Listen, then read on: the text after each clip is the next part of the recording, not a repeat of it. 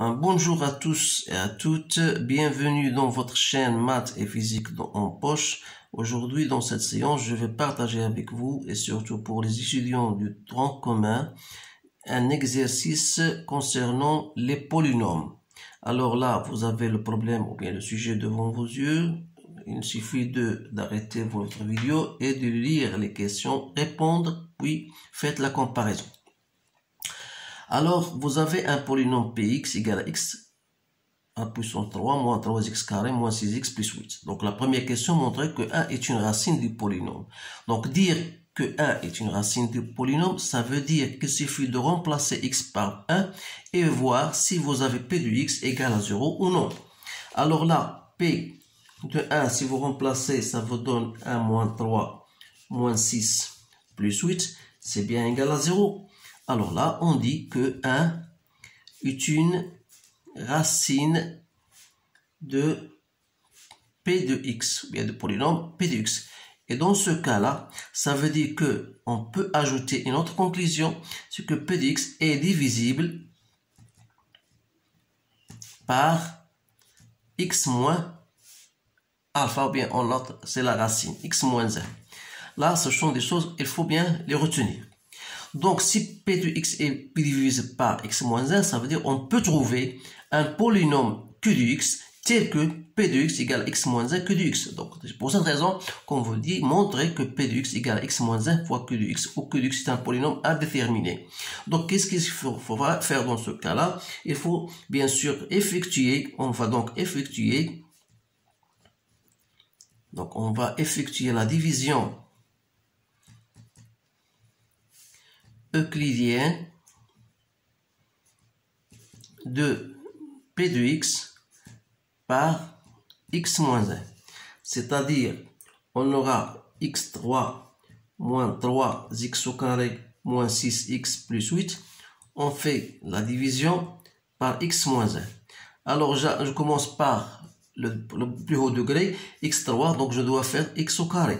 Donc ça, c'est x3 moins x au carré. Je fais le moins, ça va me donner moins 2x au carré, moins 6x plus 8. Donc je dois multiplier par moins 2x, ça me donne moins 2x au carré, plus 2x. Toujours, il faut faire moins ici.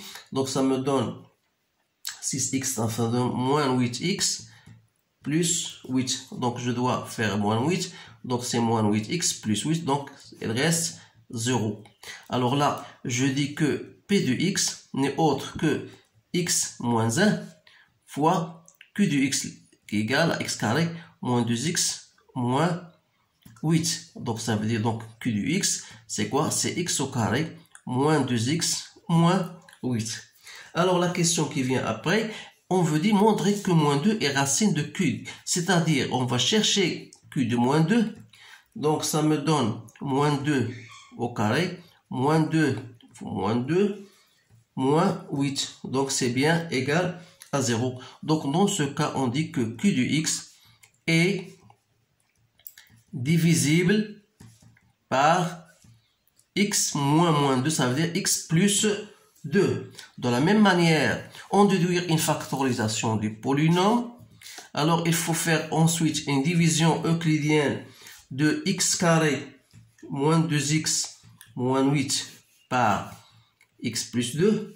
Ça vous donne x, donc x carré plus 2x. Bien sûr, vous faites le moins, ça vous donne moins 4x moins 8.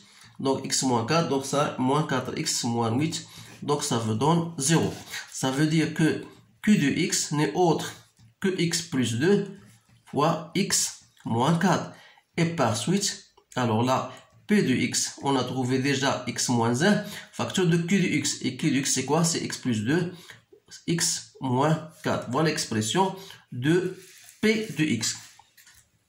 Alors, la dernière question, c'est banal. Donc, résoudre l'équation p de x égale à 0. Donc, p de x égale à 0, ça veut dire que x moins 1 égale à 0, ou bien x plus 2 égale à 0, ou bien x moins 4 égale à 0. Ça veut dire que x égale à 1, x égale à moins 2, ou bien x égale à 4. D'où l'ensemble des solutions, moins 2, 1, et 4. Voilà la réponse à cet exercice, premier exercice. Donc le second exercice, voilà, je vais vous le lire. Voilà, vous avez un polynôme de type 2x3 plus 3x carré plus ax plus b avec a et b appartenant à n. Donc déterminer a et b tel que, donc voilà les deux conditions, b de x soit divisé par x moins 2. Et la deuxième condition, le reste de la division euclidienne de p de x par x moins 1 soit égal à moins 12. Alors là, donc si la première condition, il faut que si p de x est divisé par x moins 2, ça veut dire que 2 est une racine de p de x. Ça veut dire que p de 2 doit être égal à 0. Ce qui veut dire que 2 fois 2 plus 3 plus à puissance 3, pardon, plus 3, 2 à puissance 2 plus a fois 2 plus b égale à 0. Ça veut dire que 2a, vous allez trouver 2a plus b plus 28 égale à 0. Voilà la première condition. La deuxième condition, il faut que le reste de la division euclidienne par x moins 1 égale à moins 2. Donc dans ce cas-là, ça veut dire que le p de x n'est pas divisible par x moins 1. C'est-à-dire, lorsque vous allez chercher p de 1, elle ne sera pas égale à 0. Il reste moins 12. Alors là, vous remplacez, bien sûr, vous allez trouver 2 plus 3 plus a plus b égale à moins 12. Donc, on aura a plus b plus 17 égale à 0. Donc voilà la seconde équation. Alors là, on aura un système 2a plus b sera égal à moins 28 et a plus b égale à moins 17. Donc il suffit de résoudre ce système par différentes méthodes. Vous choisissez la méthode qui vous convient. Donc vous allez trouver bien sûr que a, il suffit de mettre ça moins ça. Donc 2a moins a, ça fait a égale à moins 28 moins 17, moins 17, ça fait plus 17, donc c'est moins 11. Et B, vous allez trouver égal à moins 6. Voilà. Donc, la deuxième question, ça c'est la première question. La deuxième question, on vous dit, voilà, factoriser P de X dans ce cas. Alors, P de X est divisible. La première condition, on a dit divisé par x moins 2. C'est-à-dire on peut effectuer une division euclidienne, bien sûr en remplaçant a par sa valeur et b par sa valeur.